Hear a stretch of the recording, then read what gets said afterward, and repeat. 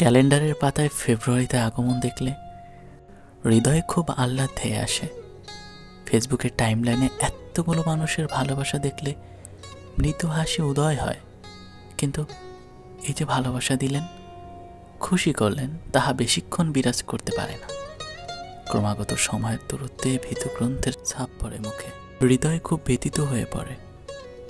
অনুতপ্ত করতে থাকি হেলায় কাটানো পূর্ববর্তী সময় সমূহের।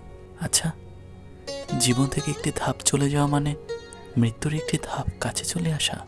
কিন্তু চলে যাওয়ার সময়ের পর্যাপ্ত আমল করতে পেরেছি, সম্পূর্ণ করতে পেরেছি পূর্ব থেকে আরোপিত আমার উপর ওনার হক। পরিশেষে বলতে চাই, প্রিয় প্রভু, আমার জীবন থেকে চলে যাওয়ার সময়ের প্রতিটি ভুল ক্ষমা করে দিয়ে আপনার প্রিয় করে নিন।